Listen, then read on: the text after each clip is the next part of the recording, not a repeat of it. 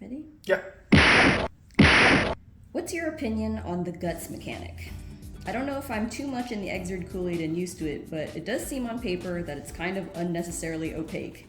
For example, Magic the Gathering has had some knowledge checking, like rules that were later revised to clean up the rule set and make games more straightforward in general. Okay.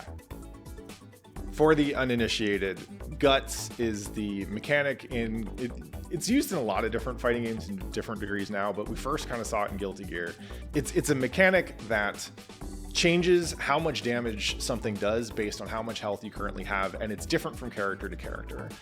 And what it leads to is pretty kind of big swings that accentuate dramatic moments. There's like the way that it affects gameplay in terms of choosing different combos based on the opponent's health or whatever. And that's like some neat specialization stuff. But the big thing that Guts does for us is the first combo that you hit in a game is going to look like it does a lot of damage because it is unscaled by Guts, and so you have just the full health bar, and that's why like every combo, in Exerd, like every first combo that you hit, if you have spend like a little bit of meter or something, it looks like it does like 60%. It didn't do 60%.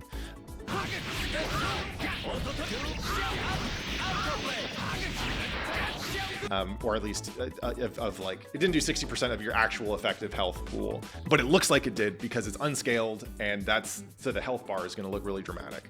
And then once you're further on in the health bar, because of the way gut scaling works, the less health you have, the less damage you take. And so it's going to make bigger hits do less damage.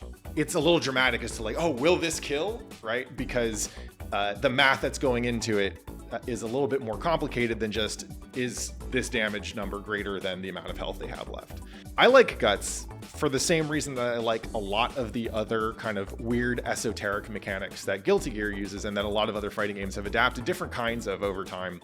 And I think of stuff like tension pulse and changing the rate of meter gain and negative penalty, which is when you get your meter zeroed out in Guilty Gear games for disengaging too much, as other examples of this kind of stuff, right? They're game rules that are primarily meant to kind of enforce action and make the players play the game in a way that's kind of more satisfying or more conducive to excitement, right? Which is really like, it's kind of a core part of Guilty Gear.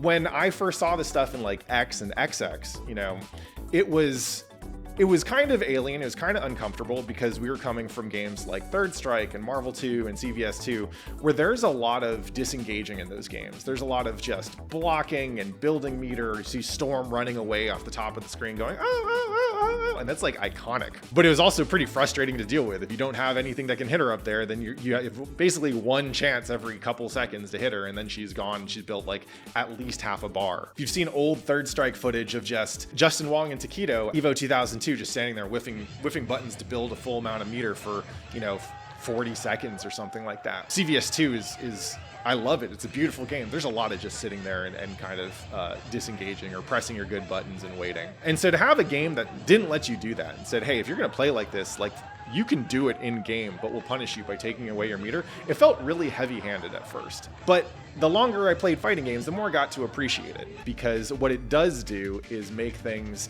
it enforces a certain amount of action. Like if I think of it as the equivalent of a referee in a mixed martial arts match, kind of telling two fighters to engage, and if they don't engage, they might get a penalty or something like that, right? I can kind of get the point a little bit. In general, I like this kind of thing because for the lower level players, right? The players who don't really understand how the system works, they just see a combo do a lot of damage and they go, wow, I did a lot of damage. That feels great. I am low on health, but that combo didn't kill me. I still have a chance. So it's good at creating those kinds of outcomes for the players who haven't really dug into the system yet, don't quite understand what it does. Once you get better at the game, you can learn how to master these mechanics by making different choices in combo routing, having a better understanding of what you're supposed to hit with in order to finish in this exact situation, or even understanding how different characters have different damage scaling values. All that is an axis of mastery. That's a thing that you can learn to get better at the game, make smarter decisions because you better understand the rules that you're playing under. And I think that kind of stuff is cool. I think all that kind of stuff is cool. But I generally think that complicated fighting games with a lot of stuff to learn and master are cool because I think it's cool when people learn and master stuff. It's kind of funny to me to describe this, or the kind of equivalent in Magic the Gathering, as a knowledge check, because I'm like, knowledge checks are great. You should reward players for learning more about the game they're playing, and giving them kind of subtle ways to express their mastery is one way to do it.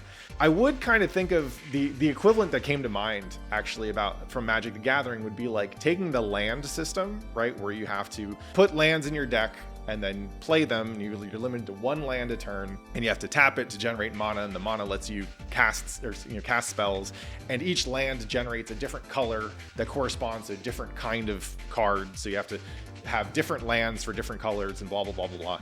If you streamline that, something more like Hearthstone, which just has a linear progression of energy. Turn 1, you get 1 energy. Turn 2, you get 2 energy, and so on and so on and so on. There's no colors, and it's guaranteed. So you don't have to worry about stuff like getting mana screwed, right? Like if you didn't put enough lands in your deck for Magic, and you didn't start with a land, or you only started with 1 or whatever, you have to make decisions about like, oh, should I mulligan this turn and get an extra card, or redraw my hand but minus a card? I think that's how it works. I don't play that much Magic. It's been a while.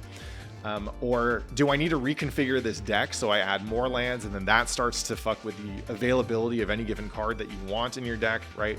And there's a lot of really interesting and rich gameplay in there, but it also is a pain in the ass, especially for new players who will have that feeling of assembling a deck and then being like, dang, I didn't get any of the lands to play the cards I wanted to play. I really wanted to play these cards, man. That's why I bought them. I would think of it as a similar kind of embellishment or potential streamlining. You can get rid of that stuff, but then you also expose players to a different set of outcomes. And while I personally like the way these outcomes work out and how these rules work in Guilty Gear, I don't think every game needs to have it. I just personally like the ones that do.